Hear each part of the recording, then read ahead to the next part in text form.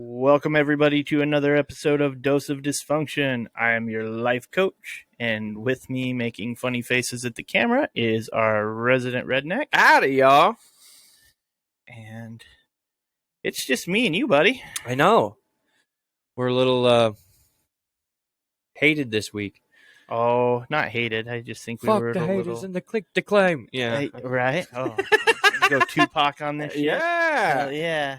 Oh, sweet. Yeah, so somebody must have been waiting for us. Oh, somebody was waiting Well, I'm not... to spam us? No, not to spam us, but I have... Because that would make sense. I have a couple. I have some people already on Instagram, and one of them's Jessica. I was like, oh, she must have been like, hey, it's Saturday. Okay, where are you fuckers at? Come on, you sons of bitches. Right?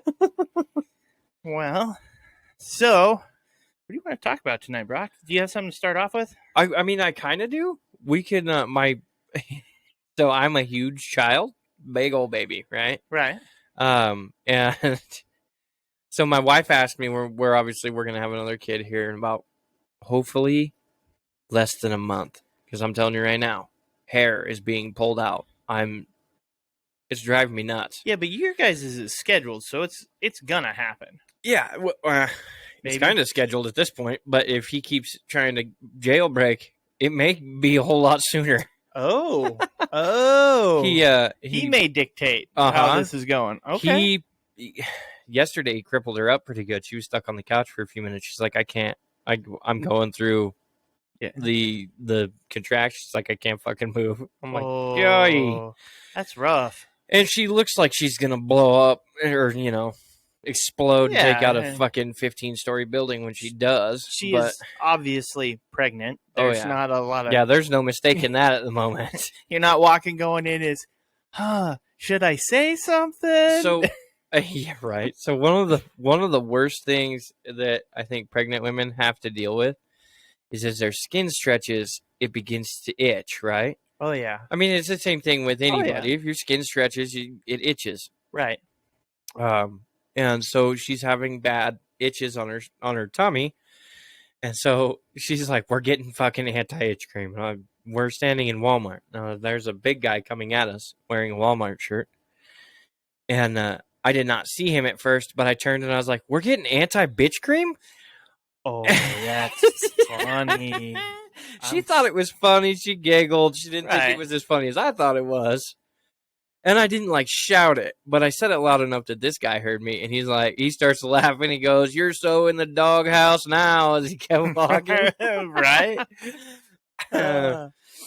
But that was just kind of my funny segue to what I'm getting at. My wife she asked me if there was anything I could think of that I would want in the baby shower, right? Or to get as a gift. And I personally don't give a shit.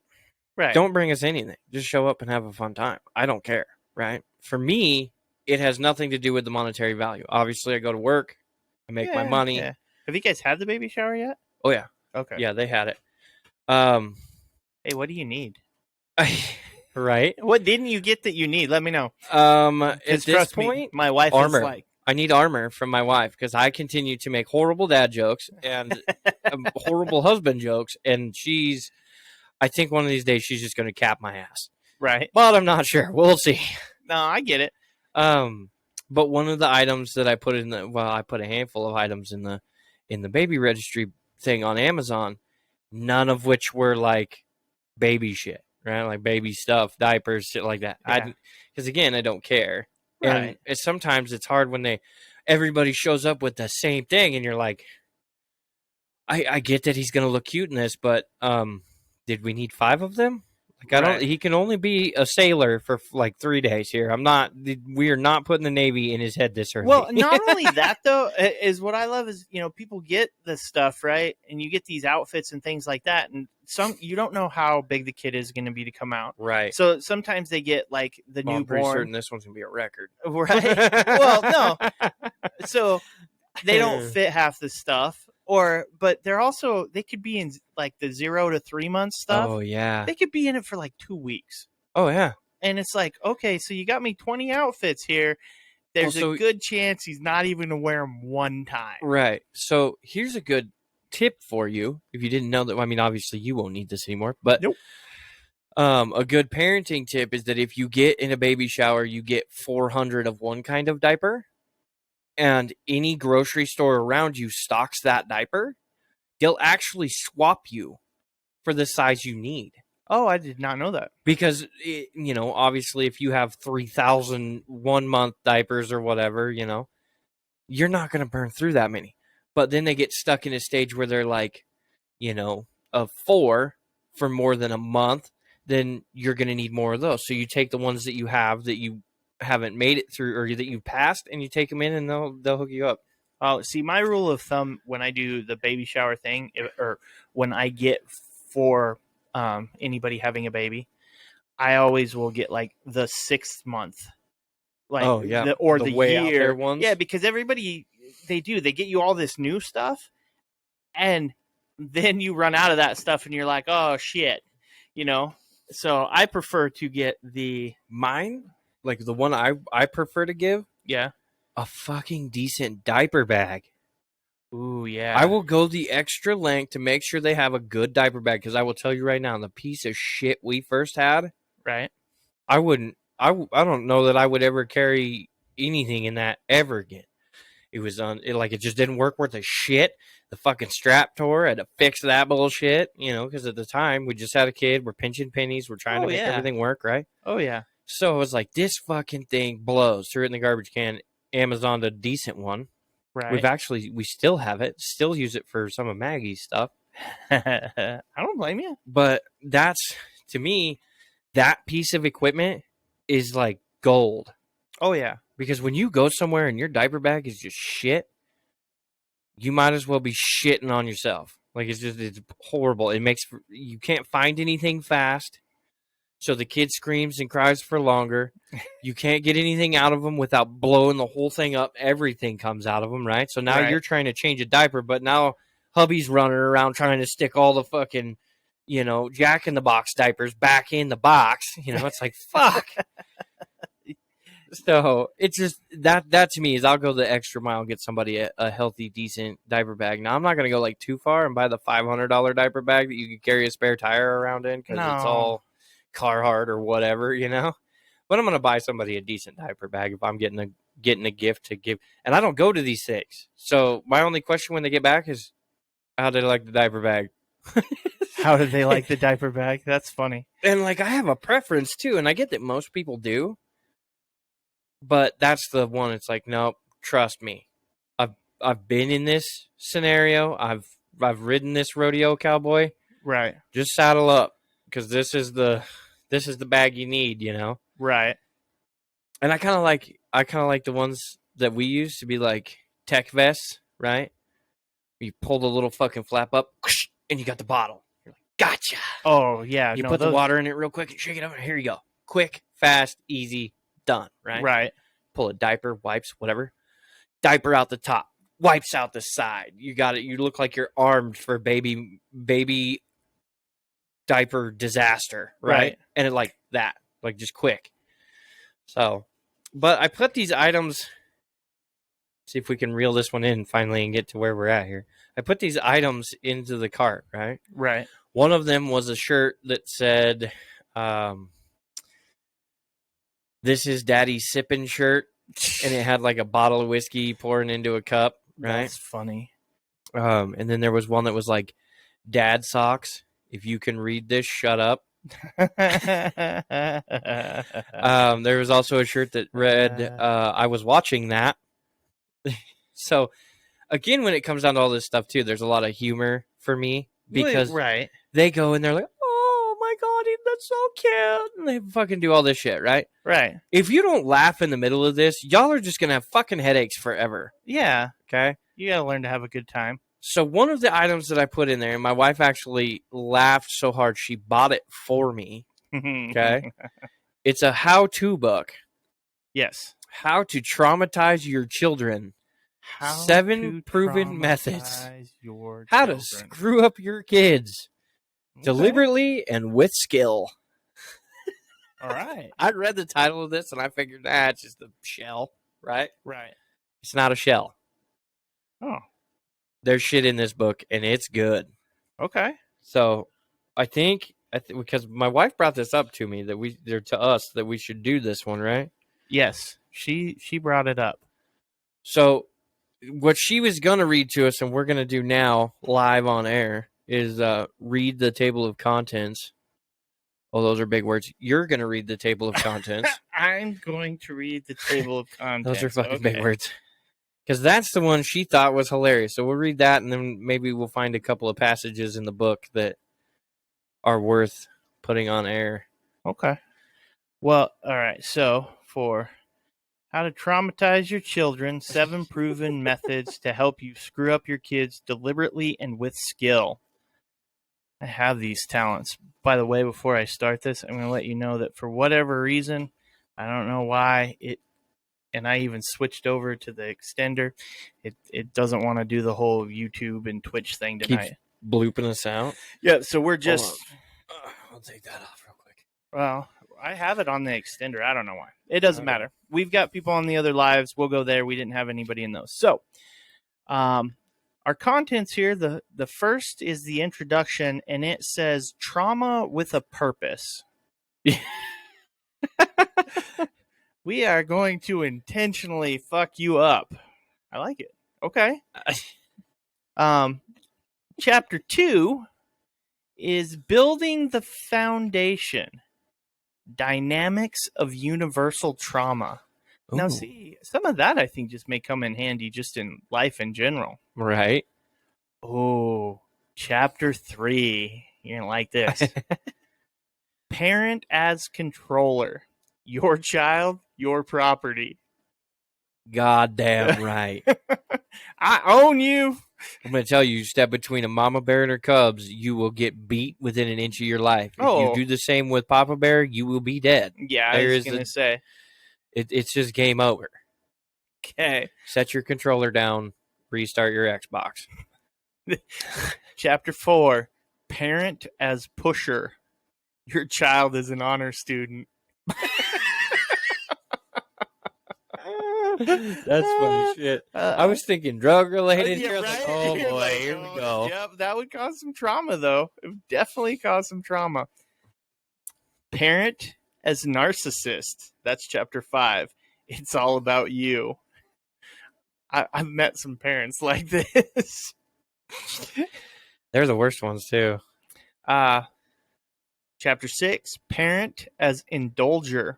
Indulgence begets entitlement. God damn it. Now I'm starting to wish I didn't get the book. Chapter 7, parent as best friend. We share everything. Oh, those friends or those parents are horrible. That's a dangerous parenting. Oh, yeah. All right. 8, parent as self-esteem killer. What the fuck was that? I don't know. That was crazy. It was the computer giving me a notification. It kind of caught me off guard. All right. Oh, yeah. Parent is self-esteem killer. Validation is for parking. God. I love it. I like that one, though. Me too. You don't want to build them up too big. Then they get too headstrong, and you always want to be knocking them down a peg. Chapter 9. Parent as neglector. Don't quit your day job. Oh, shit. I'm loving this already. Absolutely loving this. And chapter 10, the conclusion. Enjoying your legacy of trauma. That's the part where you sit back on the beach and just kind of let it all hang out. Yeah. Yeah. Watch what damage you've done to the fucking world. Yeah, you just lead out there and you see the kid, and when people are like, what's wrong with this child? Right. You're like, we've talked about this kind of shit before on the podcast, like the bad parenting stuff, how we feel. You know, I mean, obviously, you do you, boo boo. But, right. If you fuck it up enough, somebody's gonna tell you. Like, I am not afraid to look at somebody in the store and be like, "You gonna whip that kid, or you want me to do it?" And that lady was like, "What?" And I was like, I looked down at mine and I was like, "Hey, put the candy bar back." because she's, snagging a candy bar off the shelf to give me to put on the thing, right? Daddy, Yeah, And I'm I like, want. no, put the candy bar back. She's like, Daddy, and I was like, put it back. Nothing else out of my child. She put that thing back on the shelf, and then she walked over and she put her hand in my hand, and Right. we walked away from it. And that lady was just like looking at me like, what the fuck? Right. And right before I paid for all my stuff and got out of there, like I looked at her and I was like, that's how a child should act. Yeah. And then I left. I don't give a shit how you parent, but when that child goes ape shit in the fucking store, it is now a YouTube video for my child in real life. And Right. Oh yeah. she thinks that she can get away with that shit? Yeah, Not at all. Not gonna let that happen. So, yeah, I mean, we've seen all of them. I think for the most part over the years of watching kids grow up and just being in grocery stores and shit, I think we've seen a pretty decent, group of different types of children. And I love how the first generation fucked it up, and a lot of the second generation is like, oh my god, we need to right this wrong, right? But by the time they've caught it, their kids are worthless. It's like, you fucking idiots. I mean, I get having a good relationship with your kids. It's always good, all of that. But there is a line, and you need to draw that in the fucking sand. And those children need to be reminded of where that fucking line is. Oh, yeah. I mean, there's got to be boundaries. Well, let's see. Okay, so in our trauma here, I think one of the things your wife said was the tidings of trauma. So... Oh, the little snidbits, I think, is what she was pointing out. Yes, and so tidings of trauma. If you have never been hated by your child, you've never been a parent. Damn right. That is a good rule right there. Yeah. No. So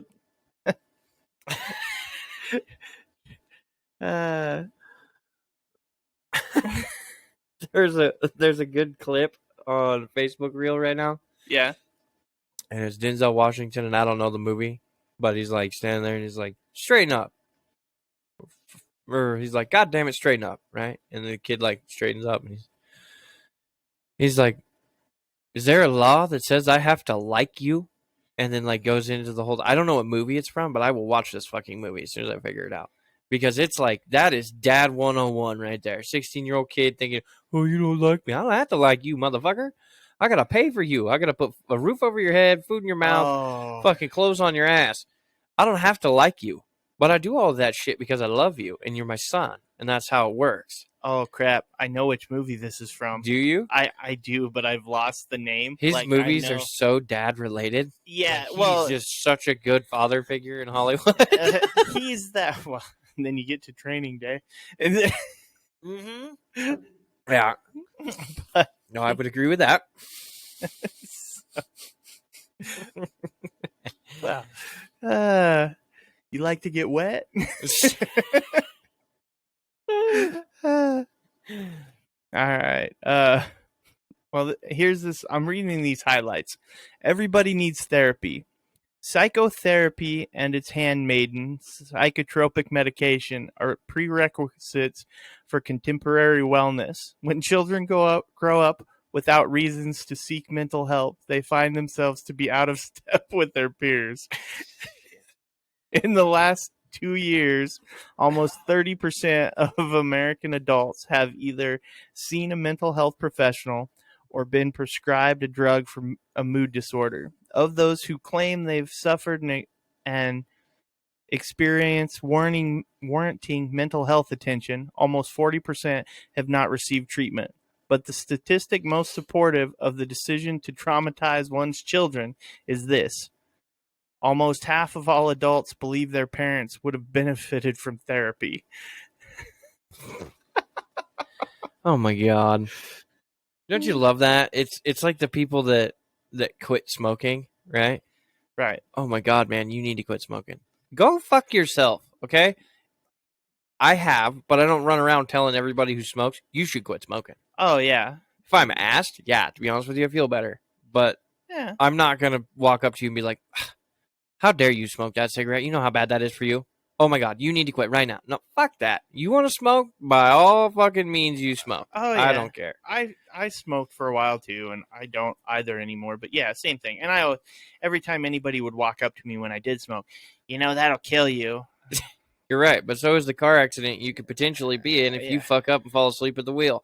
That doesn't mean shit to you. You still drive to work every fucking day, right? I always hit him with something like that. No, I always just hit him with, yeah, that's the point. Yeah, They were right? like, wait, what? Yeah, got to get to the finish line some point Yeah, in it's time. like- Fuck it. Something's got to kill me. Might as well have some kind of control over it, right? Yeah. No shit. Most people don't really like that line of like, well, fuck you. Uh-huh. But that's like what you're talking about there. The whole thing is kind of that whole, oh my God, I've done this and you would benefit from this so much. I'd probably benefit from you shutting the fuck up too, Junior. Well, you want to talk about my sanity? How about you show up and do your fucking job? Right. And quit fucking me over here. there are things you could do to help my sanity Uh-huh. if you're that concerned And with telling it. me to go to fucking therapy is only making it worse. Just because you want me to go to therapy so you can continue to treat me like shit. Mm-hmm. Yeah, I think that's ultimately the biggest one. It's the abuse that they put on you, and they're like, "Oh, you need to go to therapy." You're right, motherfucker. I deal with you on fucking a day-to-day basis from 8 to 5. You are goddamn right. I should go to therapy. Fuck it. I'm out. I'm going to therapy. We'll see how it changes me on the way back. Oh my God, my wife watches this show. It may be called couples therapy. I don't know what it is, and it's legit. They come in there, and This is why we have so many problems in America. Yeah, I know, they make a fucking TV show out of everything. Well, the difference between this as opposed to like when they do like the celebrity ones, this is an actual therapist, and they go it's just in two regular Joes. two regular people. You don't know. Are they paying for it? I don't know if You want real shit? Make those motherfuckers pay for it. my guess is they are. You'll get real shit. But you start listening to some of them, and there's some of the things that you're like, why the fuck are you even in a relationship? Like, period. Like, with anybody. Like, you got enough shit wrong That is with the most ridiculous shit I've ever heard. Okay? Right? I heard that today. I was like, I'm using that on the podcast at some point in time. And you opened the perfect door for it. No, some of those people I watch, it's like, wow, they're just, you look at it and you're like, man, you are just shitty to the person next to you. I can be pretty bad to my wife sometimes. Well, I love my wife with my entire heart, except for the chunk that loves Maggie. It's like reversed. well, you separate that out. It's two different types of love. At that point. But I put her through so much shit sometimes just because the look on her face is amazing. Oh, And then I normally come around behind her and I handle whatever the fuck it is we're doing, But Right. the initial like you gotta devastating like shocker punch to the fucking self-esteem for just a second. you gotta twist just a little bit. So she's super pregnant right now, right? Right. And I told her, I looked at her one day and I was like, do not fucking be mad at me because I don't mean this at all. Like 0%. And she's like, okay. I was like, get in the car, Bellyzilla. She was like, what the fuck? What the fuck is wrong with you? I was like, I don't know. It was funny. I cried on the inside. You're like, I just can't resist. I had to do it. Good. Those are the great ones when you're just like, I just can't resist. Yeah. Yeah. No. Get in the car, Bellyzilla. So I quick side note, I got one that'll make you laugh. When I had my procedure done, right? Oh, yeah. Well, they gave me a Valium, right? Uh-huh. I take the Valium, and it doesn't mess you up, or at least it didn't mess me up, but it relaxes you pretty good. Oh, yeah. You're like, and you're sitting there, so they're taking my vitals and stuff, and right before, hey, your blood pressure's this. My pulse was 69, and of course I'm relaxed and in that mood, and I'm like, my pulse was 69. I look over at my wife, and I'm like, 69. And she's just shaking her head. But there were two nurses. There was a female nurse and a male nurse in there at the time, and the female nurse was the one that took my blood pressure and that. Right. But the male Right. nurse was like kind of hanging out towards the back, and even when she said that, he giggled like 69. So I wasn't the only It's one. always good when you get somebody who has nothing to do with you. Yes. Like the guy in Walmart, right? Right. We're getting anti-bitch cream? And he just starts laughing, and he's like, you're so in the doghouse now. It's like, I didn't mean it to be like it, but I knew it would get a reaction out of somebody if I said it just loud enough. I could get just that little bit, and it was perfect. Yeah. I'll have to, and I can That's tell it on hilarious. here. I'll have to tell you some of the appointment because it was just kind of interesting how the whole thing goes when you put it in perspective. Of well, let's read a couple more of these, and then we can kind of transition into not being able to have kids anymore. Oh, yes, this is true. You want some bumper sticker love? What? Yeah, absolutely. So these are like the traumatizing bumper stickers. Right.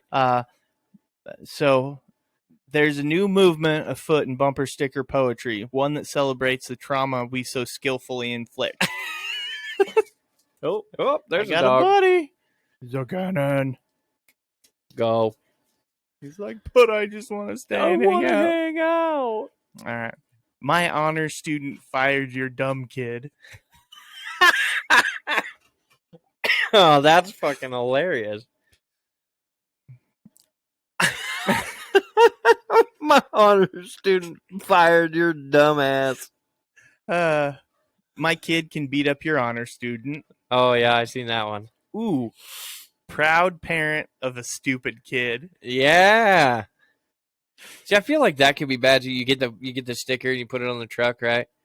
He comes home with all B's on his report card, and you're like, God fucking damn it! Now I gotta go out there and scrape my fucking sticker off my pickup, you little bastard! Get in your fucking bedroom. You're and you go earn that C.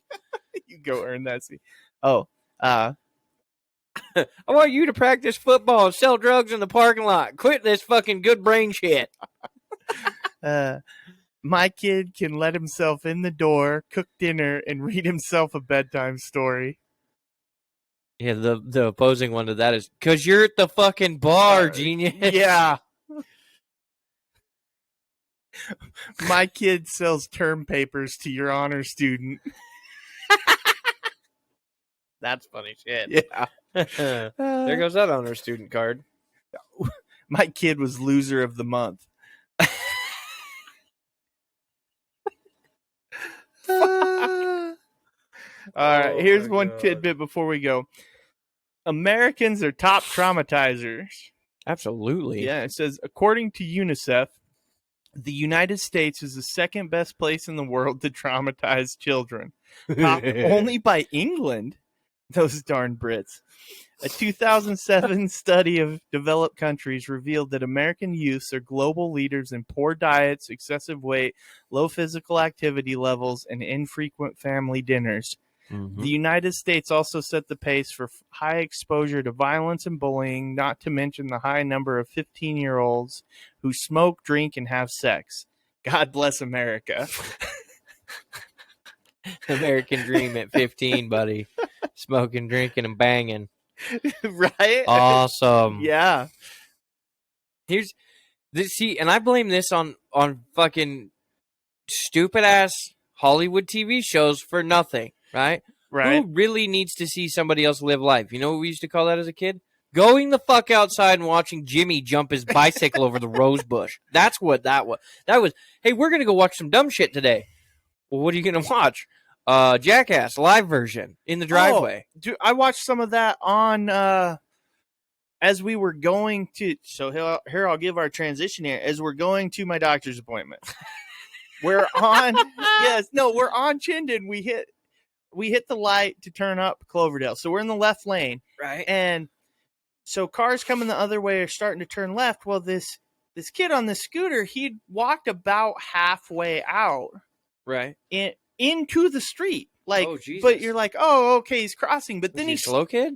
No. He stops, and then as those cars because everything is stopped. You think he's crossing the street. Next thing you know, the cars start to go left. He starts to go with them. And he basically, just as the light turned, walked himself in the street so he could get a run up to take the scooter and jump it off the sidewalk and up and over something. Just goes out in the middle of the street Fuck and then it. just follow. Yeah, it was Fuck just like, traffic. Y'all can just slow like, the fuck down. I'm gonna go right. do some cool scooter shit. yeah. You just see him flying over the curb, and I'm like, what the? That's fuck? a life. That's a life choice right there. That Oh, yeah. that kid took a life choice. He's either going to make it or break it with that YouTube video. I don't even Guarantee you there's going to be a YouTube video, and you're going to be like, oh my god, I was in the fourth car back right there. You can see me.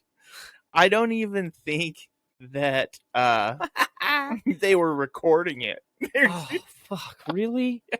And then I looked. This is the mistake so many people make. Well, so when we came back and went that way, when I was looking as we turned right on there, the area he like jumped into was kind of like a construction thing in that. So I don't know if he was trying to hit over the curb because it dipped down and tried to jump the fence that was about 10 feet back from the. Holy shit! Yeah, I mean, because we're jumping a fence now. Well, that's what like a 4-footer or like an actual 6-foot fence. Oh, well, why? Like probably 4. It was probably only about 4. Okay. Maybe 5. But it was one of those things where he caught some really good air initially. I just didn't see it looked like, he just hit a berm. That's when you stop in the middle of traffic and you watch. Yeah. I don't give a fuck if we're late to the doctor's appointment. We're watching this shit. I was not the one driving, so. Or else I may have. Fuck yeah, I'd have stopped in traffic and been like, fuck yeah, he made it. You tried. And take off or whatever. Fuck. Well, but then, yeah, we went to the doctor's appointment. So, I got my fun. I got to take my Valium to find out what that was. And it just mellows you out. Nothing that great. But makes you chill, bro. Yeah. So chills you out like a cucumber. As we've gotten to talk about on this podcast several times is my nuts, apparently. But these nuts. Got him. So here, this was to do the actual procedure, and we go in there, and it is kind of interesting, and just like they get you in there, they take you back, and they do their vitals and stuff like that, and they're like, they tell my wife, they're like, yeah, no, you can't be in here for the procedure. So we're playing with his balls. You need to leave. Yeah, they wheel you out. Well, what was kind of interesting though, so I think it's funny. They're like, okay, they pull the little curtain and they're like, okay, you're going to have to, take off your pants, sit here. We have like a little.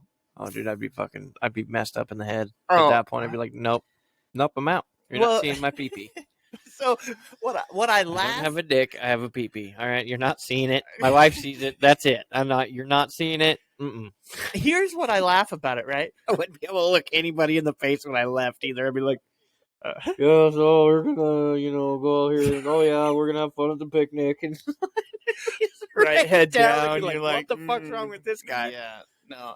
So anyway, I did have to laugh because they give you basically like this giant paper towel, right? They're like, yeah, well, that's all I can look at him and go, man, you guys are really giving me some effort here. That's what I was thinking. But what I found funny about it is they're like, okay, we'll leave, get yourself undressed, or, you just have to take like your pants and underwear off that. And then sit down and you can drape this over you. Uh-huh. And so they give you all of a couple minutes to do that. And then they come, oh, okay, are you all good? And and I just look at them. I'm like, well, it's not like it really matters. Right. I don't think anybody's about to see something that they've never seen before. So little did you know, the one nurse was walking in with zero experience. Like, oh my God, he's naked. Well, I think the nurse was, kind of hadn't done it a bunch of times because there was the other guy that was there. There's the other dog. Was kind of, guiding her a little bit, but right. It is a little unnerving just because you sit down there, right? It's so clinical, and put then your ass on the cold fucking seat. Yeah, and they're like, okay, well, it's like when you sit down and you take a shit the first thing in the morning, you sit on the cold seat and you're like, oh, okay. Oh no, see, it's better now. They put a wee pad under you. Oh, perfect. So, now it's cold, and I know I'm not going to have too big of an accident. Right. And like, but what I find funny about them giving you this big towel, right, or the deal is you lay back and all that, you have to take it off because then they like they're like, okay, you have to basically hold your penis up, and then they like tape it down because of where they cut, and then they put, Right. and I don't know why they do this, but they put this other big sticky thing like on my thigh, and they said it was about grounding it, like to ground it. Oh, to ground you so you didn't get electrocuted? I'm guessing so because, I'm going to guess there's some sort of... Well, they cauterize, so how they Right, so seal it has to be there has to be open power to that, I'm going to guess. Yeah, so they've slapped this big thing on your thigh, and that's... Well, I mean, mechanics will take your battery out if they have to change a fucking light bulb now, so, I mean, I get it. Yeah. Let's ground him so he doesn't fucking go all schizo-skeleton on us here. Yeah, right? Light him up like a Christmas tree. Right. That'd be fucking awesome. Ding, pressure done, ding, pressure done. So, well, we don't have to go any further. He has been completely neutralized. So, and then they take off, and they're like, okay, the doctor will be in a little bit. Oh, and so now you're laying there all exposed and shit, and nobody's in there with you? Well, and then they put like basically a big sheet over you that has like the square of working out, and they put it over your arms, like your arms can't, yeah. So they don't, I get it, it's germs and all that stuff. Right. I guess I'm a slightly claustrophobic person. Oh boy. So it wasn't too bad, but it's probably at least 5 minutes before he comes in there, and after a few minutes, I'm like, okay, I can't sit still that long, Yeah, so you can't sit still for shit. Right. I'm surprised you sit still when you sleep, because I've seen you pass out, sitting in a chair, just fall asleep, and I'm like, how is he not fucking moving?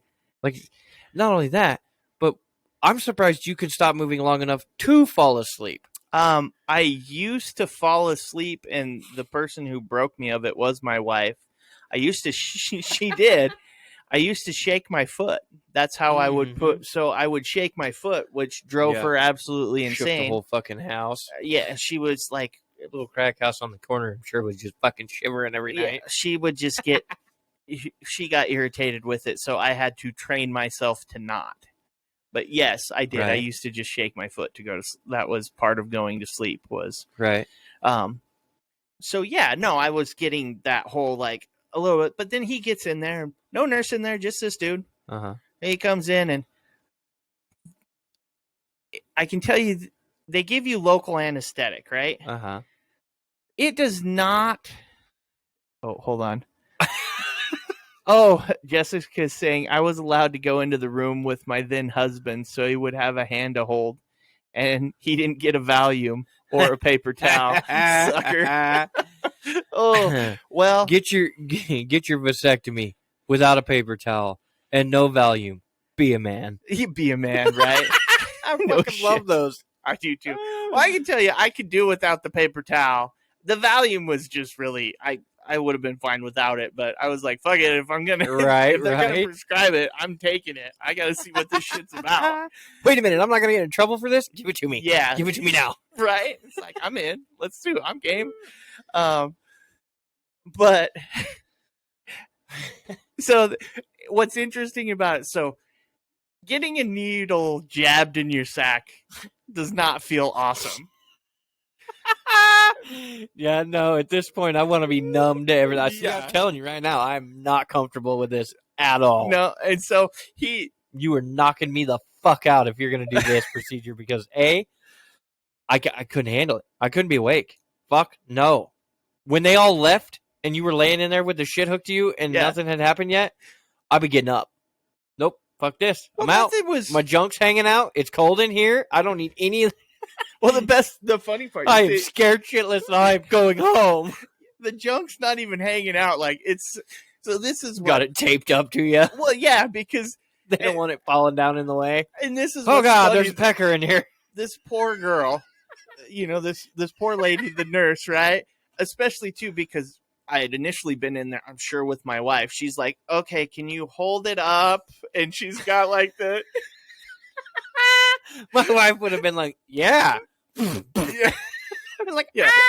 Well, my wife was gone at this point. Like a trophy. She just shot this wild animal in the woods. It's a good 3-incher. It's a healthy male. Yeah, well, I can tell you, there's nothing about it that's like, sweet, I'm getting my balls played with. It's like nothing about it goes that way. But so when you get the local anesthetic, no, it hurts. That's not comfortable. Mm-hmm. And I was like, okay, that's the worst. The poke. Okay, I'm through that. It's fun. That's like the dentist thing, right? Where they stab you in the face with the needle, and you're like, ow! But it's quick. You get past it. So right. I got past it. Right. And then he's like, okay. He's like, you're gonna feel a pinch, and some tugging. He was like, and if you feel like a sharp pain or something, like, let me know. Right. Because I can't see what he's doing. Hard pause. Well, it's like, it felt like getting a clamp snapped on it. Yeah. Yeah. You're going to feel a pinch. Yeah. It feels like you just hooked a mousetrap to that motherfucker. Yeah, it did. And he had to do that. There was 2 or 3 of those. And it was like, I was like, oh, fuck. Yeah, I'm sitting there. And so we get past that. And that's when I think I could have used him to wait another minute for the anesthetic to do its thing. No, right? I still feel my balls. Please don't touch me. Right. And so I'm like, I was like, holy fuck, that hurts, right? That's not comfortable at all. Right. So when then he just starts, he's just chatting with me, asking me about, so I got a guy cutting my nuts open.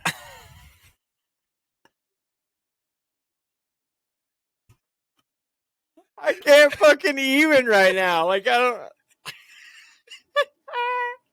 Ray is so clipping that. Probably. So I got it. Can't even say it twice. I got to do cutting my nuts open, and we're having a conversation about campers and trailers. So you been camping lately? No. No. There's no sunburn on my balls. What are you talking about? You can't tell that? So we're having a total conversation the whole time he's doing this about, because he asked me, basically, he's asking me like what I do for a living, right? Right. So we're talking about trying to keep your mind off of it. Right. Have a conversation. So we're talking about living, in the Northwest and how cool it is to live around here and how close we are to camping and that you're a RV manager, parts manager. Yeah, he's like, and we're also talking. I said, what's like the unique thing around here is people will spend money on their toys. Like you don't feel necessarily the economic pinch of this stuff.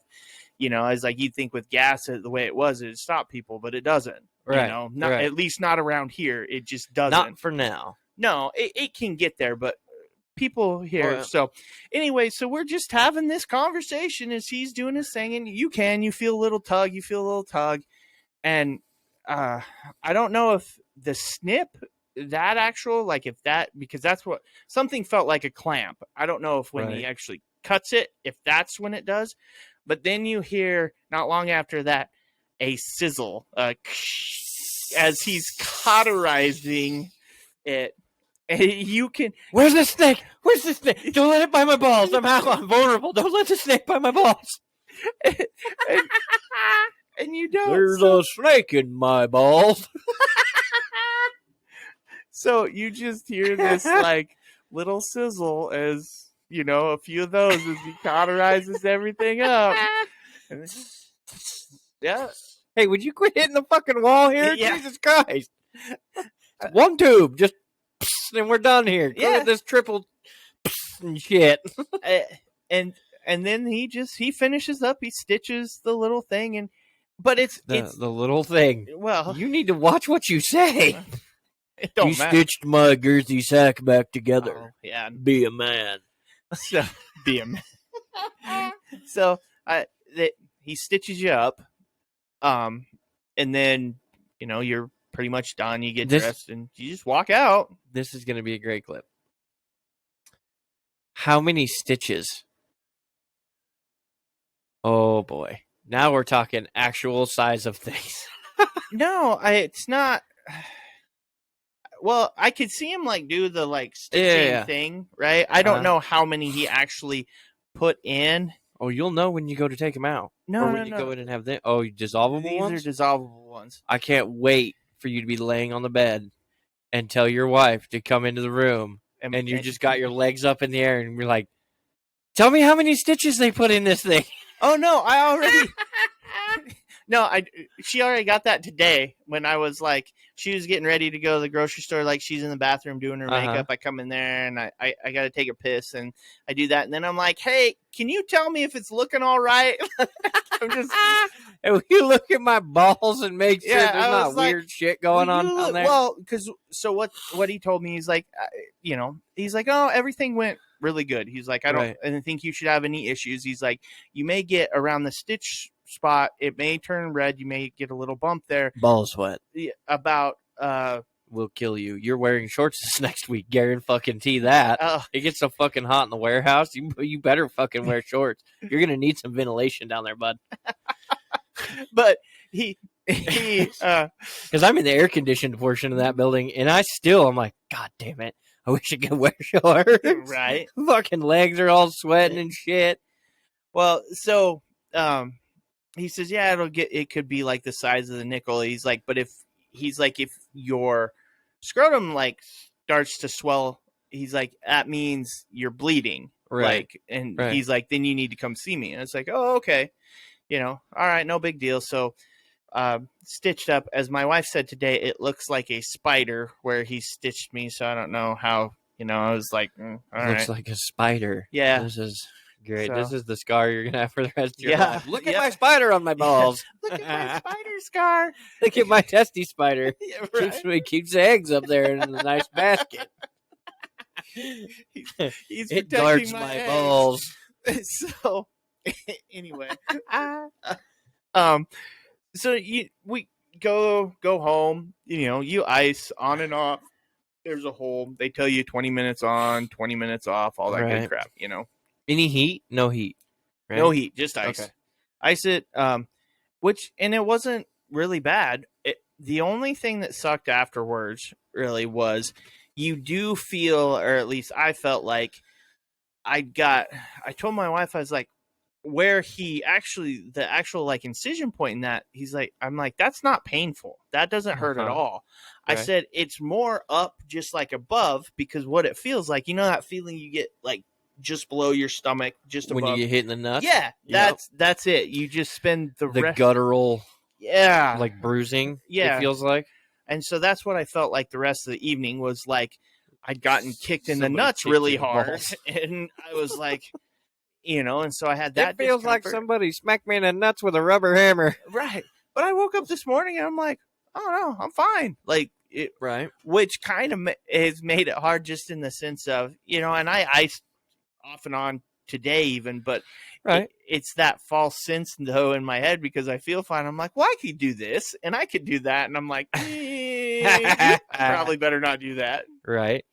So that's always the thing too. Like we have a scheduled softball game 2 days after I have surgery on my teeth. Oof. So I'm out, essentially, unless I can get that game moved. I'm out because I won't be able to swing the bat without immediately gushing blood from my mouth. Ooh, that's not gonna so be I'm good. Like, well, fuck. And it's that thing where it's like, it's not super important, right? Like, it's just, for me, it's just putting a tooth in a hole. All right. I could push that back a week. I've gone this long. Well, he may push it back. He may be like, nah, it's not quite right. Right. In which case, I'll be very mad that we spent this much money on it. But, right. Because dentistry is fucking expensive. Oh, yeah. Well, you want me to tell you how much it cost me to get my balls cut? Well, I mean, yeah, I want to know, but at the same point in time, I don't feel like it was a very honoring thing to talk about my mouth and then your balls, like in one sense. But yes, what? Well, that's why I brought it up, just because I knew it'd be awkward. It cost me $830. Oh, that's not bad. It's not bad, and I know dentistry can be a hell of a lot more. Yeah, I'm in the thousands. There's a comma in my bill. I was gonna say there's almost 2 at this fucking point, but no, it's like the you're gonna feel okay, right? Like you're gonna feel like you can do certain things, and I've had this with every one of like my surgeries and shit like that. I always fuck myself up again because I get right to that edge where it's like, oh, it's only a week out. I can do this. We'll be fine. I pick something up, and there we are. Back's fucked up again, and shoulders blown out. So it's like the only one that I really did everything correctly for was when I tore my Achilles, because I was like, this means I walk or I don't. Right. I fucked because that's literally what he told me when I left. He goes, you have I had a history at this point of coming back for multiple of the same fucking thing. And he goes, here's the deal. You screw this one up, it's over. We're taking everything from the knee down. And I was like, why? He's like, you have torn it to a point where we can't fix it if you tear it in half. I mean, you're fucked. He's like, at best, you get to keep your calf. I was like, well, at that point, give me a fucking bionic calf. I don't know, fuck this shit. Yeah. You're like, but that was the only one that I was like, we'll follow the rules. And I could tell you, I would follow all of the fucking rules if my genitalia was called into question. I'd be like, yep. It says here I can't lift more than 10 pounds for 3 weeks. You're fucked. Yeah. No, trust me, I'm I following. can't walk too fast. I am following the rules. He's like, yeah, for 2 days, don't, no more of that. He says, you can't do anything for about a week, you know, like just take it easy. You can do podcast stuff. That's about it. Well, my wife was like, yeah, you're not going to miss a podcast, I'm sure. And I'm like, no, if this is the easiest part of all of the shit we do, because we get to kind of relieve all of our stress. Yeah, you're just sitting there, and quite literally, I could have, if I needed to, if it still felt like sore or swelling, I could have brought a couple ice packs and just sat on a fucking ice pack. I got you taken care of. I got you. I got a whole cooler of ice upstairs. I knew who was coming. I understood the assignment here. I knew what was going on. So I've actually been more surprised that it's just been fairly easy, but at the same time, I mean, I came right home, I was in my chair, watched some TV and that, and then I was like, and not only that, we'd been to a concert the night before. It was 1:00 in the morning before we were like home and to bed and all of that, so it was really easy to be like, oh yeah, I can take a fucking nap now, because I got up at 7:30, 8:00. It was like, no, I'm good, I can take a nap now.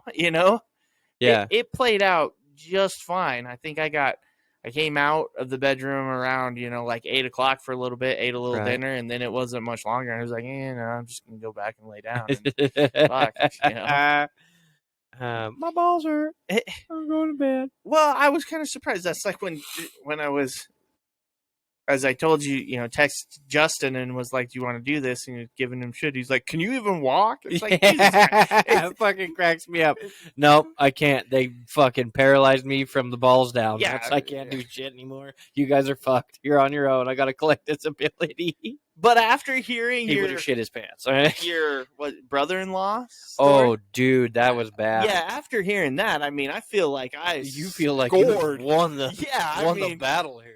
Well, because I've heard other stories, like people have a rough time with it, but I can honestly say, if I'm giving a review, I know we're only, a little over 24 hours out of this. Yeah. The urologist I got he's good. Yeah. Like I'm content with him. Yeah. No, I could get that. My brother-in-law had like the worst fucking case scenario. Like they yanked on something hard enough that it bruised him like a pair of shorts, like a pair of actual basketball shorts. Oh, see, no. And it like ass, thighs, balls, everything. Like I didn't see it, but this is the description I got. And I was like, oh my God, dude, I don't need to know about your junk. And he goes, well, then I got this super fucking crazy bruise that goes almost to my nipples. And when his hands went up like this, I was like, I'm out. Well, right. I mean, bye. That's how do you, I can't even, like, hearing you going through this, I'm like, I have to make as many jokes as possible because I can't just not, no. My pecker will keep me honest until the day I die. That is just where I'm at. Yeah. Mainly because I can't, like, like, I can't even do a physical. I go into the doctor's office and they're like, all right, pull your pants on. I'm like, not happening, Jim Bob. Oh, you ain't getting near my balls. My wife works for this place. She can look at my balls. Y'all motherfuckers don't need to see my balls. Yeah. And I'm going to say this, and I don't want it to sound like bragging, but I'm not afraid of making little pee-pee jokes. Right? Yeah. I'm not. I have a lifted truck, but if I drove the little Beetle, not going to be ashamed of anything, right? However, and I think this is the only reason my wife is still with me, that and the kiddo, but I couldn't do it. I couldn't show it to someone else. Like, I can't. That's for me. Nope. There's going to be a lot of alcohol involved if I'm showing my pecker to anybody but my wife. And half the time, there's a lot of alcohol involved doing that because otherwise she won't sleep with me. I was going to say, it's not so much the showing part. It's the song and dance prior. Although I was kind of laughing that, right? There's so much like you have everybody getting hit for like sexual assault stuff and that. You're showing that. And it's like, I had to walk into a room and literally had somebody, hey, lift up your pecker so I can tape it down, You're like stretching it. Yeah. Come on. It's like, I wanted to crack cold in here, doc. Turn the heat up. No, what You're I wanted embarrassing to me. crack my wife. Joke to the nurse of be like, "You gonna turn me in if I take this towel off?" Like, oh my god. Am I gonna get an exposure charge? This shit's in the way. I will, and you see somebody picking up that little towel and be like, "It's okay, little buddy." So to give, because I'm already, and this is how I know I've finally gotten to a point mentally, and I don't know if it's due to age or what, but I'm finally to a point in I don't even want to say security, but right. I don't have enough fucks to give about it. So like right. When I'm in those, it's just like, yeah, no, do your thing, whatever you got to do. It's just, it is what it is, you know. I will probably die of testicular cancer. That'll be what kills me. I'll be like, doc, it's 3 times size the other one, but I'm not letting you touch it. Just like, I'm over it. It's like the funnier part was I don't know how, and I have a new respect for this. I don't know where you stand on it or most people, but so I had to shave down there beforehand. And so, ooh, it's gonna be all itchy and shit. Yeah, that's more what I'm worried about. Is this is why I don't shave anything. Well, but what I was thinking, because that's normally like something that comes up with couples or just in general, right? Like, and I was thinking today, I was like, ladies, if you go into a situation, dude drops his drawers and he's shaved, he was there for one reason. Oh like, yeah. Oh no, that is the one night episode you knew was gonna happen. Yeah, like this dude planned for it. You may want to boot him out now. Oh yeah. Oh yeah. See, because here's my thing, man. A lion is not very manly without his mane. Okay, this is how I feel about it. And I've heard people say, "Oh yeah, you shave it so that it looks bigger." How about it just is bigger, and then you don't have to fucking worry about it? Yeah. Like that's. I've never once been like, you know what? I'm gonna shave this thing. You know what it looks like? It looks like a snake without a home. It does. It looks like the snake you accidentally ran over on the fucking asphalt because you were like, "Oh my god, what is that?" And you hit it, and because it wasn't near its house in the grass. I was just gonna say it's like earthwormy that's lost. The earthworm that came out of the dirt. See, my thing is, and women don't quite understand this, especially brand new mothers to baby boys, right? Because this conversation doesn't happen until an accidental, like, oh shit. Yeah. Okay.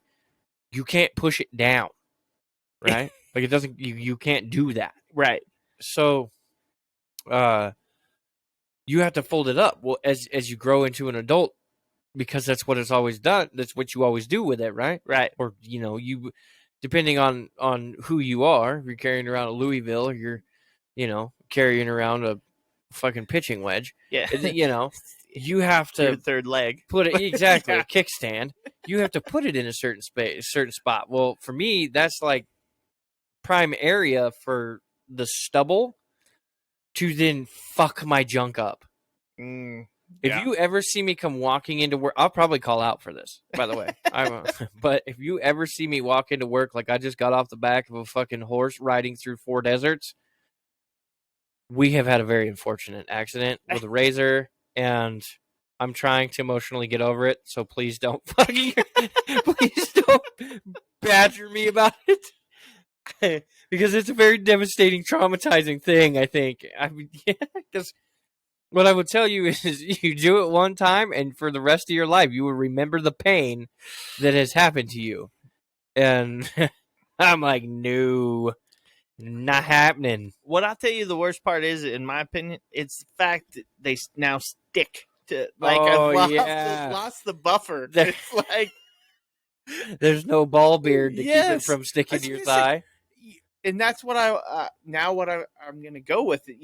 Hey, beards are in fashion, right? You should be proud to be bearded. I'm allowing my dick to be bearded too. Yeah, somebody walk up. I want to sit on your beard. Which one? Yeah. You just get super straight faced. Which one? Because I think that would be perfect. But I've had a lot of things yelled at me due to work situations. Like where I'm normally I'm the first guy that has to go get lunch when OSHA shows up because I'll go the extra mile and do the stupid shit you're not supposed to do. And this is why I feel like you should let kids do dangerous stuff carefully. Yeah. Right? So, even if it costs you a finger or a trip to the hospital, still a lot better than doing it unsafely, which is where I will step in and we will think about our decisions. Right. But for me, the big one is like doing something dumb, right? You go to do so, or you get yelled at by somebody it's something dumb, right? So you're out in public, you're doing something that you're probably like, people are gonna see this, and then so like I'm bent over one day changing sprinklers, and this lady rolls up, fucking, her husband's loaded. Mainly because the rock on the top of her finger that was on the top of her steering wheel, I think, was scratching the glass in the fucking Tahoe. Shit. And it is Saturday. Carly has joined us. Oh, nice. But she pulls up, drops the window, fiery little redheaded lady, yells out the window, hey, you. And I was like, well, that's derogatory. And I turned around to see what was going on. And she's yelling at me. And I'm like, well, what can I do for you? Because being the help in one of those neighborhoods, you don't get talked to a whole lot unless there's something's up, right? Right. And so I'm a sweaty, wet, bearded dude playing in the sprinklers, okay?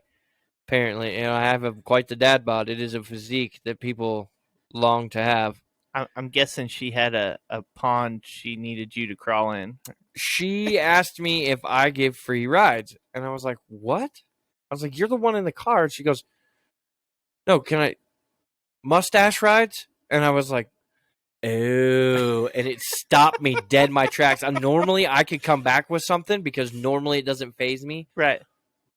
I'm blaming the heat that day. Like I just didn't because have it the today. Second she drove off giggling, I had like thousands of them roll into my head, and I'm like, oh, damn man, it! Now I don't even get to. Sucks. And I look up, and she stopped at the stop sign, and I'm like, I have a chance. No, fuck it. I'm not getting fired I'm today. Done. Yeah. But yeah, I was like, you motherfucker.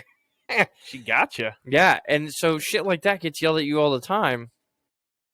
And it's one of those things. It's like, do I really need to be heckled for reaching into my pants and pulling my pecker that is now stabbed a billion times off of my dupa?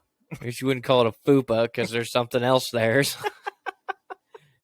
Because it's all stabbed up and fucking... But yes, the ball beard helps.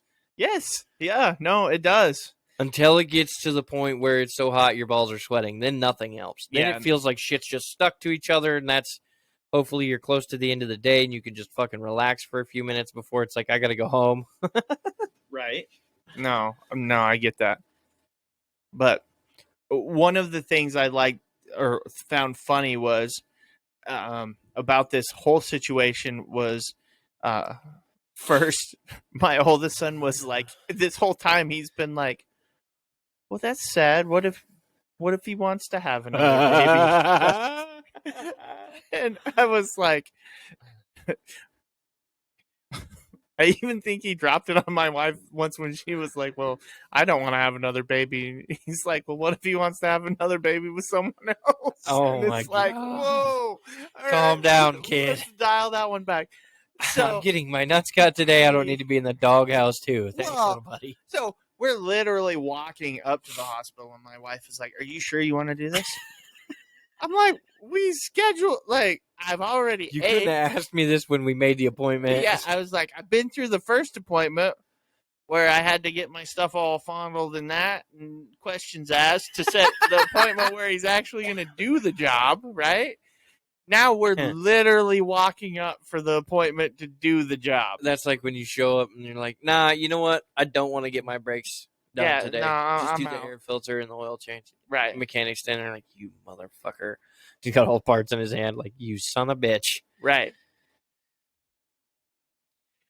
No. Ultimately, that's what, I mean, you walk up and you're just like, yeah, no, doc, I think I'm good. Thanks. Bye. Yeah.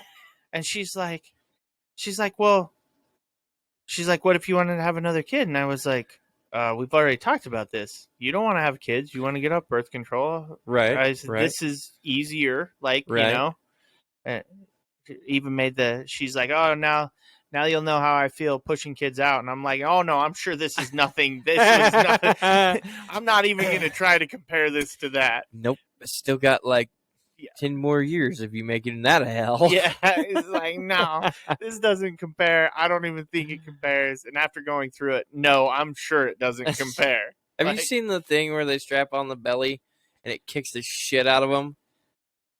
To act, just so that you can, to simulate exactly. Like, so a man can simulate what it's like to give birth, right? Yeah. No. Adam did not eat the fucking apple. This is not. I'm not paying him. I'm not paying tribute to this. This is not okay. Yeah. No, I want. I'm not. This was fucked up by years of ancestry shit here. I am not fucking just gonna change the whole world and be like, oh, I tried on one of those and it beat my ass. Yeah. I already know it's not like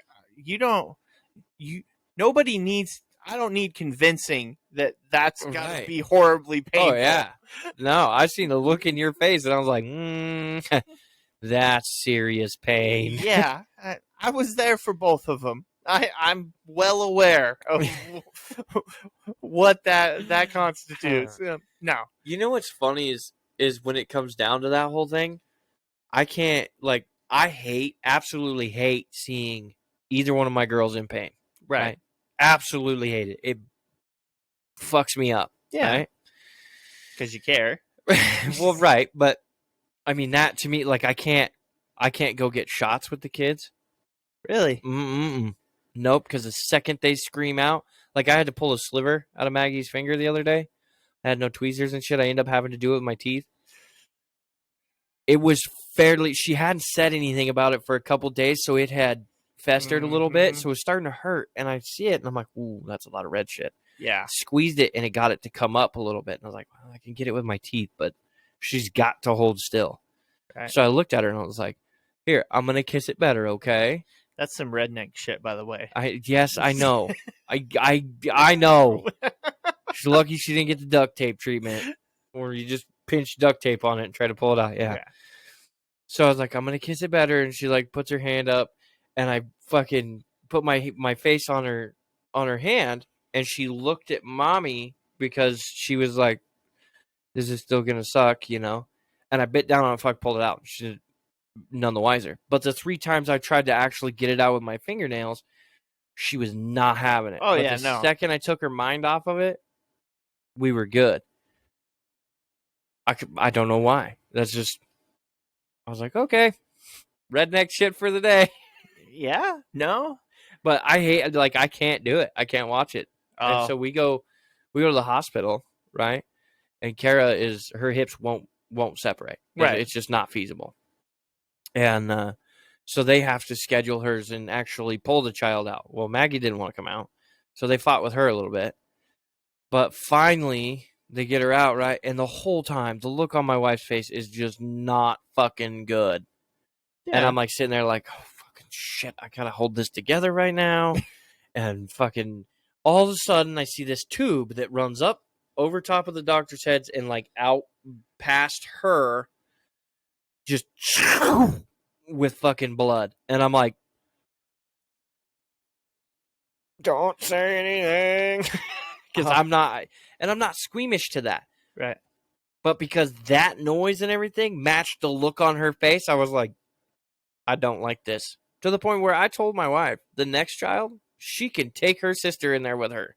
Oh, really? Yeah, because her sister's a big fancy nurse and she loves all this stuff, right? Ah. But for me, I would be okay with it, but I know someone's going to be really fucking sidetracked, and therefore that's not going to happen. Yeah. But, you know, because the only reason you're there is to keep mom calm. Oh, yeah. You know? And so I'm just like, I can't. This is so fucking painful. I hate that. Like, I can't. Oh my God, I hate it so much. I get But you fuck yourself up, I'm going to be like, oh! Yeah. Right. No, I'm very much when it wife boys need, I want to be in there. Like it's right. bad as nasty as it could be, and I'm actually really good at keeping, like, for whatever reason that stuff doesn't, even if I know, I actually do really well with being calm for them, right? You know, so you don't freak out, because that was like I remember that with both of my boys when they did like their circumcisions. And they want, they go take them back, and they were like, okay, we'll take them back. And it's like, the fuck you will. I'm going with them. Like, yeah. You ain't messing with my kids' junk. Yeah. Oh, see, and for me, I have to deal with this coming up, right? Yeah. We have the little boy on the way, and I'm like, we can't not do it. Like, I'm not dealing with that shit. Yeah. Right? And so I'm like, not to mention, just in the copious amounts of porn everybody seems to think I watched, I've seen a couple, and I'm like, nope, I'm out. I can't watch this. That fucking thing looks like an alien arm. I'm not doing it, Like, I can't, nope. I want the guy with the little pecker, so all you see is the women, right? I kind of want to see the guy hammering down on this lady, where he's just bouncing it off the top of her fucking cranium. You're just like, nope, I'm out. But can you imagine going to peeing on yourself at fucking, 3, 4 in the morning? You're like, oh, fuck. And you have to fucking move it out of the way. And fuck that. No, that was actually both of them, because it was a big debate in our house, right? Not so much a big debate, but my wife was very much, she'd seen all the things, and I get where she was coming from, that whole thing of like, you're making a life-altering choice from them. Mm-hmm. You're taking that away from them, right? And I finally was like, I get where you're coming from, and we'd seen a couple of different shows, and they were talking about it, and they're talking about people who do it later in life, or that, we left it, made it their decision. And I looked at her and said, as traumatic as it'll be in that moment, I was like, I don't remember mine. Well, you're not, because you I'm sure your subconscious is, that's why the reason you won't let anything get near it. Well, there could be some stuff to that, and I'm not saying that doesn't cause trauma. Maybe it does, but I was like, what I told my wife was, I wouldn't want to go through that as an adult. Like, to go, because you can. Yeah. And then I'm like, no, Be damn good drugs in that situation. Yeah, not only that, you're going to give me how many Norcos? Yeah. Okay, we made it to double digits. We'll be fine. And like the recovery on it and everything, like you have like this, it's like, no, first, way easier for us to deal with it with them as a kid. Mm-hmm. And I get you don't want to take that choice away from them. I said, but ultimately, well, I said, one of the things though is, I was like, think of it this way, honey. Eventually, if they're with a woman or man or whatever, it is the common thing. Right. They're gonna And get so, looked at differently right, because it's not what they it's supposed to look like. and there would be, especially because most everybody, Right? their first sexual experience is going to be in that teenage area, Yeah. right? This How is a foot fetish thing Yeah. because it was with the sock. Yes, I've been waiting for you to line that one up for like 3 weeks I now. was going to say, wow, you have pocketed that one for a while. But I practiced it. Could you tell? yeah, Came out with smooth, just assassination. yeah. But could you imagine, here you are, a teenage boy, you're with your teenage girlfriend, right? And Right. you're fooling around and you whip this thing out and she freaks out Oh because my it's God! It not has a like, car cover on it. right, it's not like anything she's probably seen, maybe porn wise or whatever. Yeah. And people's reactions are just the reaction portion. Oh yeah. She freaks out and looks at him funny. That He'll never kid take his pants off in front of anybody ever again. will be completely damaged and traumatized. Oh yeah, Like, emotional damage. Yeah, you at least if it looks similar, there won't be the size can be what it is, but as long as that doesn't get that reaction of, oh my God, what is that? Oh my fucking God. Yeah. So that's finally what I told my wife. It's like, look, I'm all for all these decisions and them being their own person and stuff like that, but I also don't want to put them in positions that will do more damage than good. Yeah, no, that's not. See, and that's like the ultimate thing. Like my wife is kind of like, she's totally okay with earrings, right? Now I know we're going in a completely different direction, but she wants, when the kiddo gets old enough, then they'll go, get her ears pierced, right? Because as a parent, if you pierce my child's ears under the age of like 7 or 8, I'm gonna have a fucking problem with it.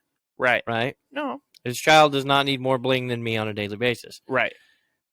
This child needs to focus on shitting in the toilet and, crawling and these things. And these people go and they get these babies stabbed in the ear, and you're like, what the fuck is wrong with you? Because then what happens is they don't fucking pay attention to it.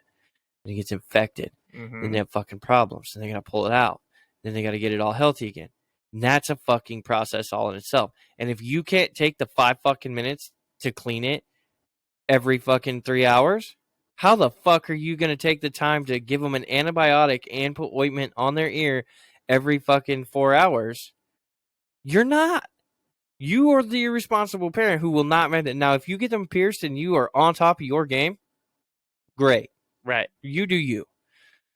But I also don't want to give her something that she doesn't want. Like, I don't want to stab a hole in her ear and be like, here you go, you're physically damaged for the rest of your life. Because there's some people who don't recover from it when they get older and they don't want them. Right. And now they're left with this completely healed hole in their ear that they didn't want. And it's like, yeah, we make it to a point in life where she can get the earring and it's going to hurt and I know it's going to bug her, but I can keep an eye on it as she's walking by and I can yell at her to go clean her fucking ear. Okay. We can handle that. It'll be an ear check every fucking night when she gets home. She gets home from school. Hey, how was school? It was good. Let me see your ear. Okay, looks good. Make sure you clean it tonight. Yeah, I could get that. But where they're so little that they can't do any of that shit, they don't know how to wipe their own butt.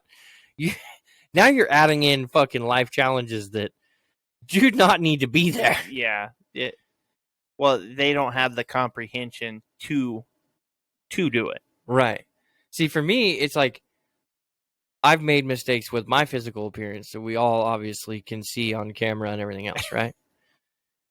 Luckily, I bought the cheaper of the 2 cameras, so you can't see all of it.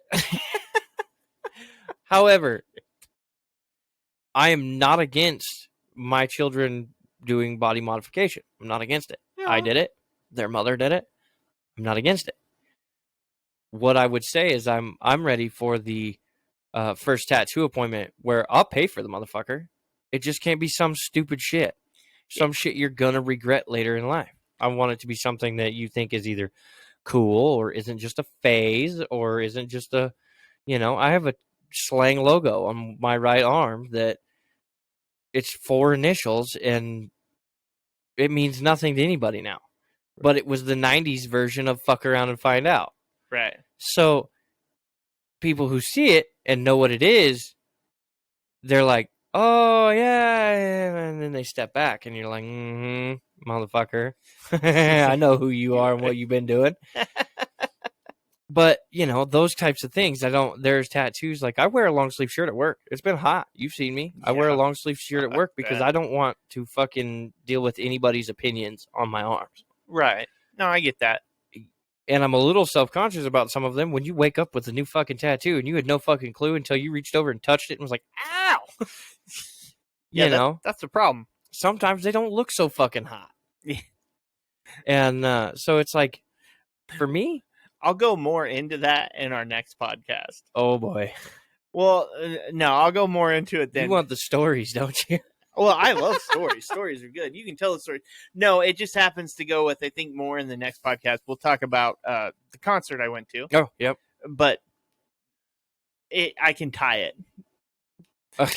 But we're like an hour 20 into this. I'm not gonna. All right. It's a topic for a Sounds different. Good. We can traumatize more children or that. But no, I look at tattoos too as, in my opinion, for I think along the lines you say, it can mark events, be moments in time, things like that, and it can have personal meaning. But that's what it has to be. It has to be a personal meaning to you, not just, oh my God, check out the barbed wire. Exactly.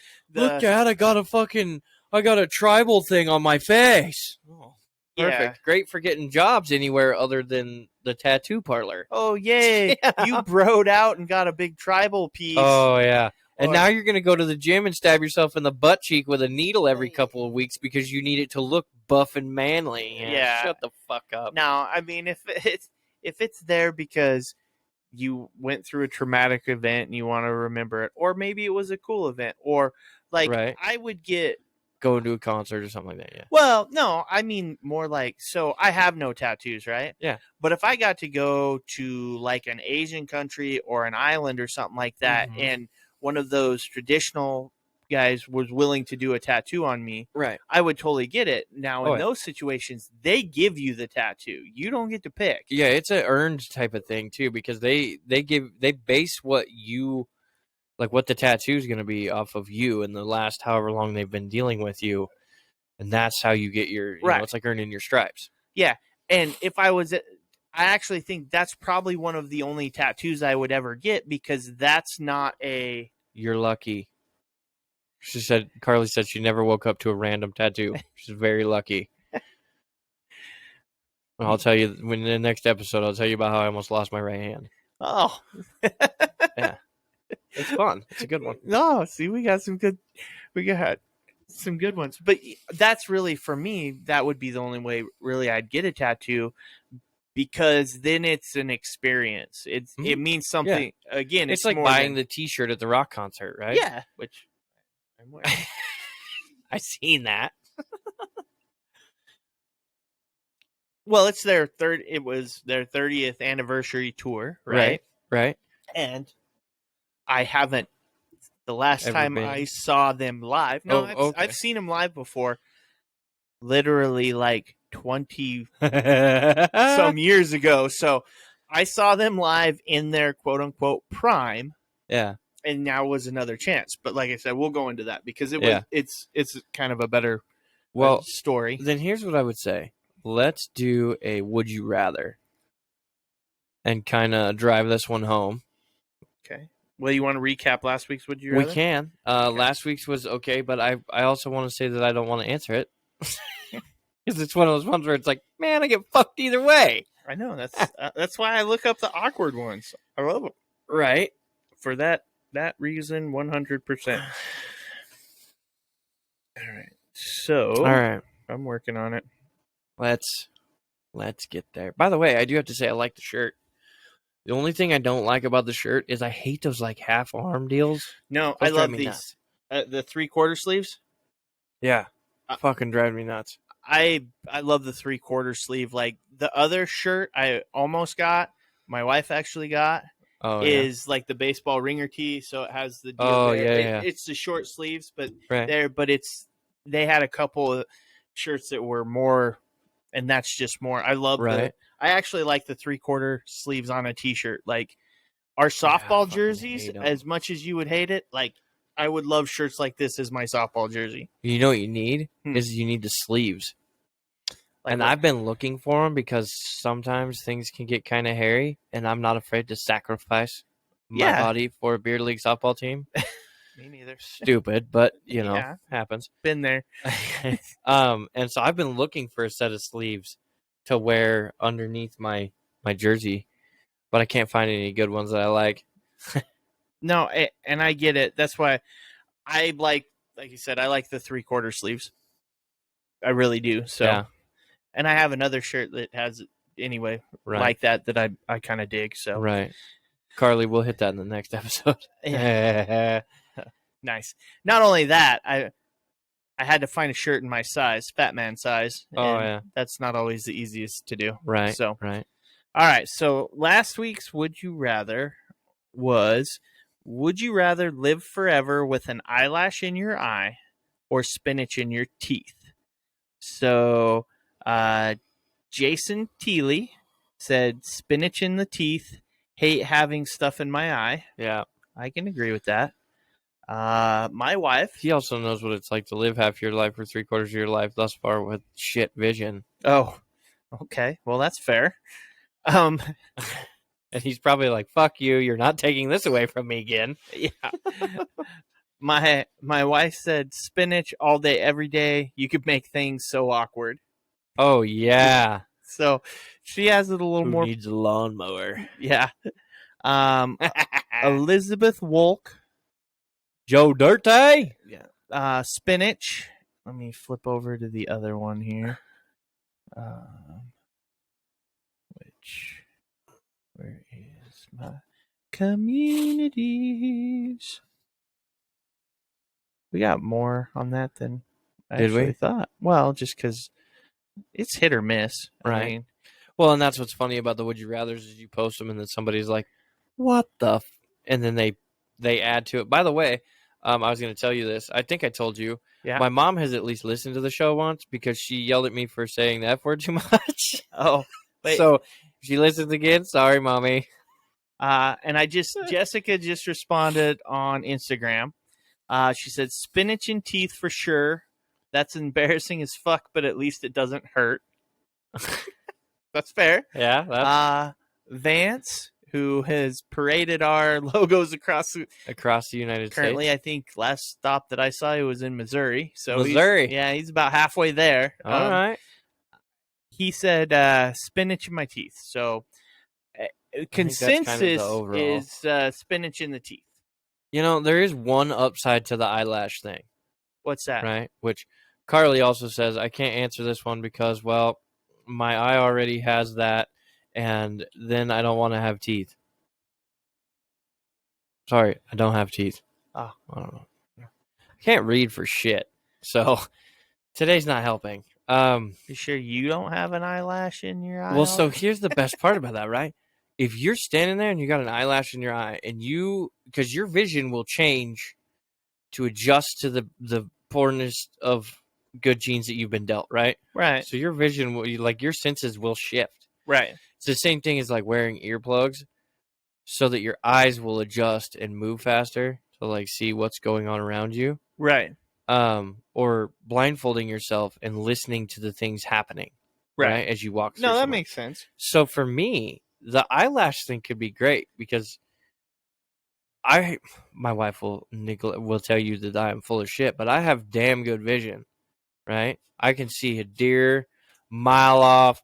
And the only reason I didn't see the fucking whatever it was in the fridge is because she probably hid the fucking thing. And then when I was like, where the fuck is it? She went in there and pulled it out of whatever hiding spot. Well, so that may be the difference between being nearsighted and farsighted. Yeah, well, whatever. Like I can see that deer 300 yards off. Well, you know how I know my vision's starting to be a pain in the ass? Mm-hmm. I had to make the letters bigger on my computer screen. Oh, like that's Thursday. I was like, fuck. But it's also bright. It's in my face. I'm right there. So I get it. But Oh, I'm right there with you. I've noticed certain things reading it. I'm like, oh, fuck. Oh yeah, so like we run the dual computer screen setups. If they're not the same, I can't use it. Really? It will fuck me up. I will be like, somebody check that email You're like, because I cannot read that monitor. that's funny. But no, the eyelash thing, you just reach up, right? Right. Stab yourself in the eye with the eyelash and make it cry, and then you just stand there like, you motherfucker. I hate you. Why did you say that? And it's just pouring tears now because you stab yourself in the eye. Ouch. Yeah. So I can see where that would be clutch. You're using the eyelash for fake tears. Yes. Or, well, real tears. Real tears for fake reasons. For fake reasons. Absolutely. I gotta go spinach in the teeth. More so too. I kind of like. I'm with my wife. The awkward. I'd love to walk up. Do I have something in my teeth? Yeah. Have you seen my baseball? Yeah. I just that, or just to really play it up to see who will say something, right? Yeah, see, get in that awkward conversation where you like get real close to somebody and you're just talking, and they're like staring at it and their fucking eyeballs are moving up and down, right? And you're like, "What you looking at, bud?" Yeah. Oh, nothing. Right, because most people are too polite to tell you, right? Mm-hmm. They won't. But that's how I find stupid. Well, right. If I got some shit going on and I look goofy as hell, I want somebody to be like, "Hey, bro, taking shit out of your teeth. Well, what the fuck are you doing?" Or, dude, get a fucking haircut. You look scraggly. That kind of shit. Because then it's like, oh fuck.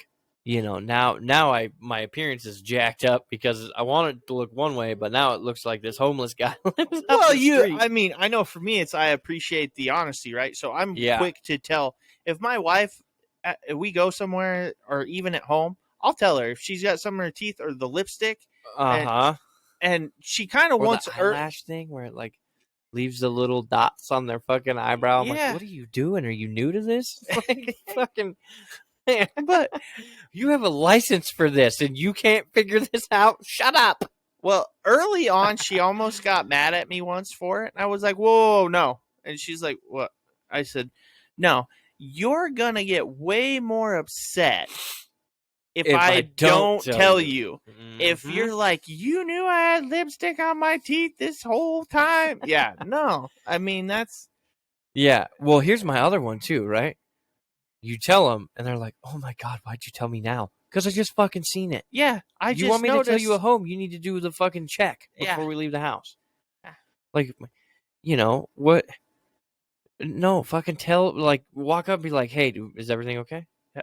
When I notice, I will let you know, 100%. Yeah. No ifs, ands, or buts about it. I will let you know. Right.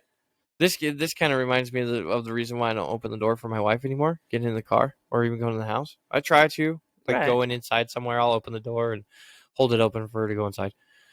But one day I picked her up for a date when we were first dating, and I walked out to the truck with her, and I opened the door, and she fucking looked at me, and she goes, "I can open my own fucking door." Like that whole, I'm an independent woman and don't need no man type attitude. And I just turned to look at her. I was like, okay. And I shut the door and I walked around to my side. And I got in and she got in. I said, "Are you done?" And she was like, "Done what?" I said, "With your fucking temper tantrum?" She's like, "What do you mean?" Like, I was just doing something nice for you. You bit my head up. You get two choices right now. You can either knock it the fuck off or you can get the fuck out. Since we've been married and been together for 8 years, I'm gonna guess you figured out which one she chose. Yeah. No, I mean, and I can get that. There's those times, but I'm way more. I'd rather you just be honest with me, and same thing. I'll try to do the same thing with you, but there are times I know that my honesty is going to get me in trouble. So I'm like, I don't know, honey. I didn't see any. It was so dark in there. I don't think anybody else seen it either. No, someone seen it. They seen it because they said something. You didn't fucking say something. I was like, God damn it. Oh, before we wrap this episode up, can I tell you the weird thing that happened? So I left early Thursday, right? Going to the concert and stuff like that. Right. We obviously have two people who are leaving work, right? We're going to be their last days Friday. And so I said, I thanked Brenda for her time and all of that, wished her well, all that. She gave me a hug, stuff like, and Right. it's like, okay, no big deal.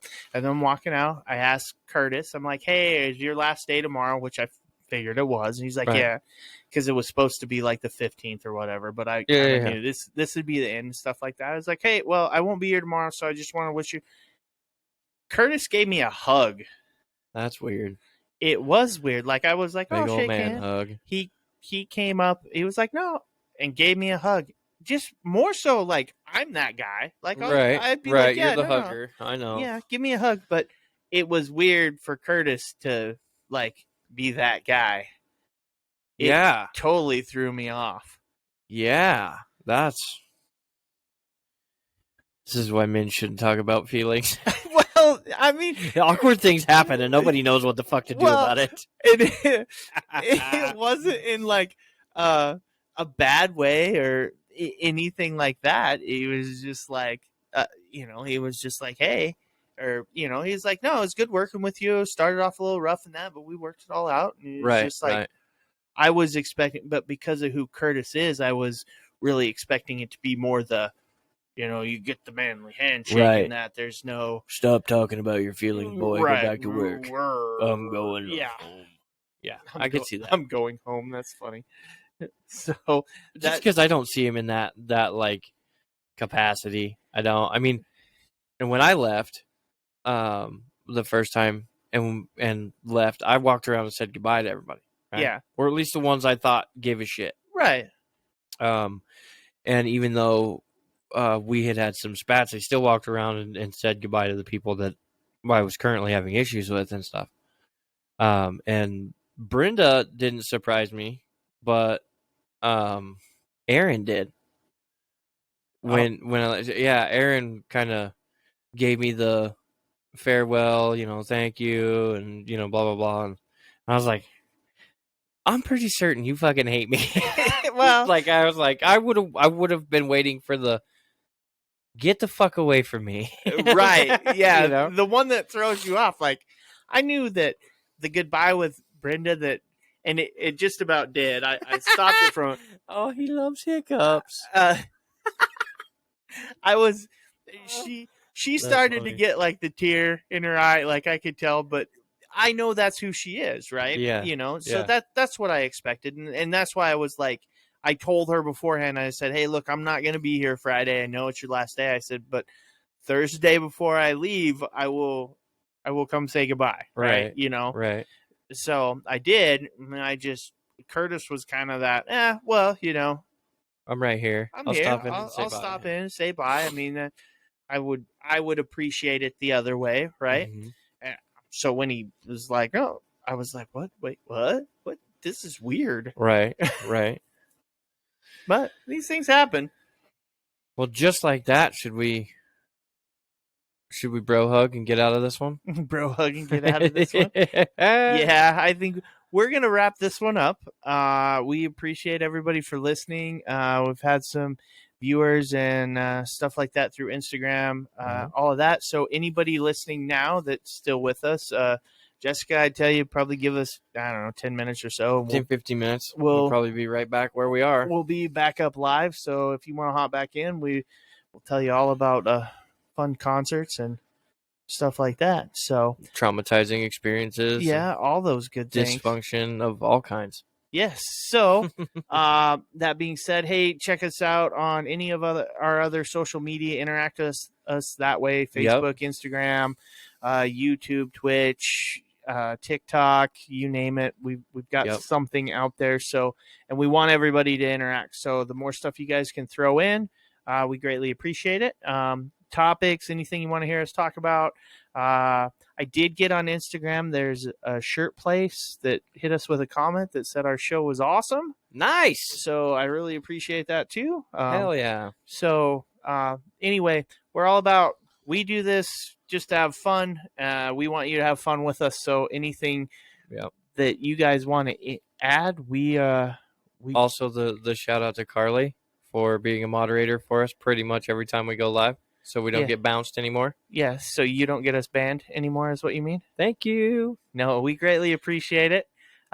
We enjoy the little family we've created here, and Yep. everybody who participates. And like, We're always welcoming more. yes. So, as I say in all of our posts, or try to join the dysfunction. But we appreciate all you guys, and good night. I never know what to do with this part. It Like just sit here and be quiet. I'm just like, No. no. it's well, like I hit stop, and it's just like we're working on it. It'll stop sometime. Yeah, stop at some point. Oh my god. By the way, if I feel like this tomorrow at work, Monday, I won't be there. Because this is shit. This feels like shit. All right, I am gonna. Why are you not stopping? I am going to make a couple adjustments, though.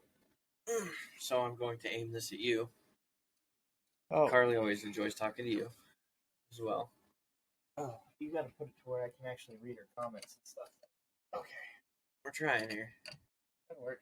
We can move this out of the way if it's. And that's what was holding it up. I'm just gonna. How's that? Can I see you? Can you